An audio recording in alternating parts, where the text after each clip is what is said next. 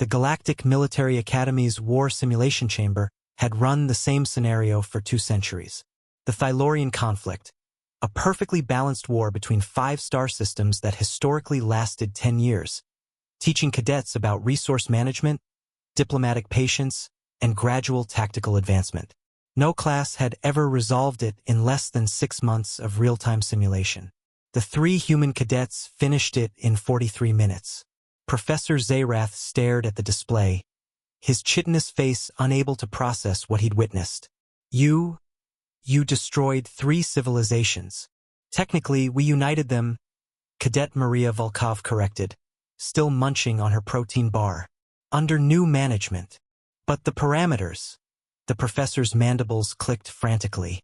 The Thylorian defense grid alone takes 8 months to decrypt.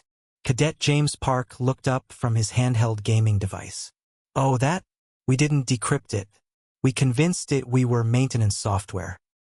Turns out nobody ever changed the default password from admin 123. The observation deck was packed with faculty and senior students, all watching the replay in stunned silence.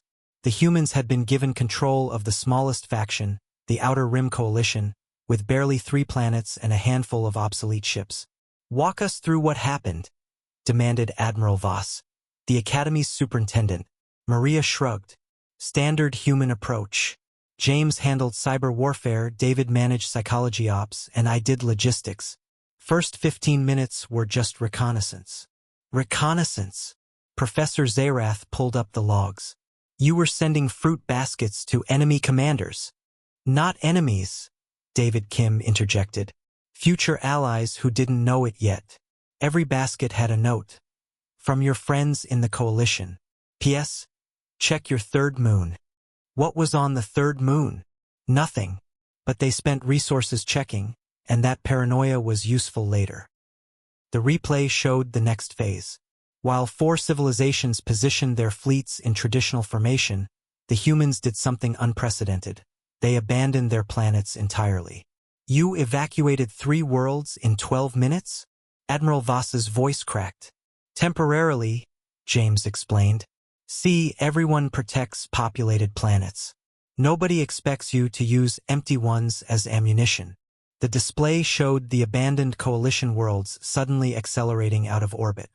The humans had converted entire planets into kinetic weapons, launching them at faster-than-light speeds toward enemy shipyards. That's impossible.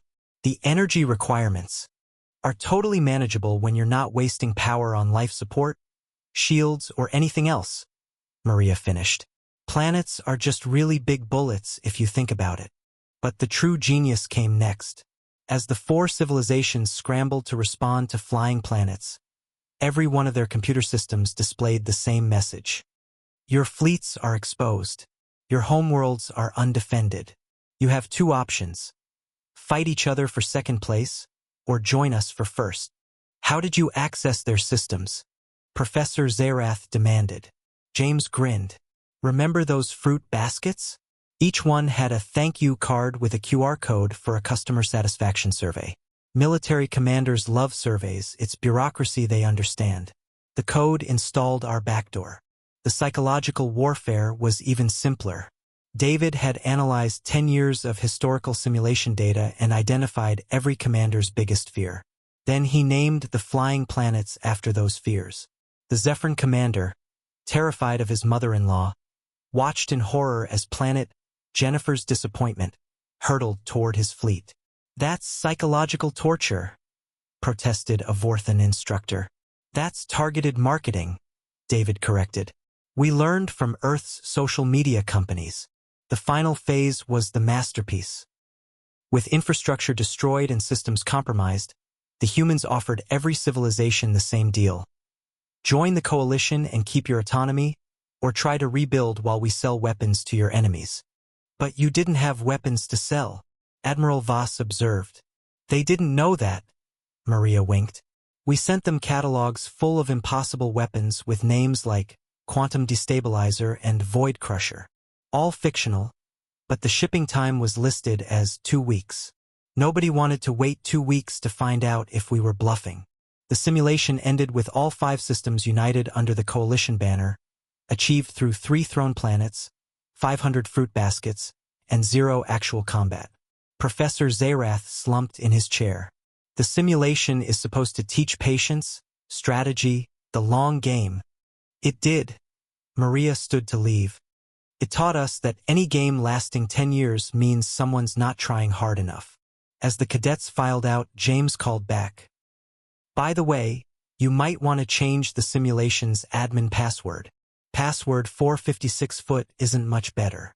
The Academy retired the Thylorian conflict simulation the next day. In its place, they created a new challenge: survive human tactics for 1 hour. The record is currently 12 minutes, held by a cadet who simply surrendered immediately and asked to join the human side. It is considered the only winning move. Retry Claude can make mistakes. Please double-check responses.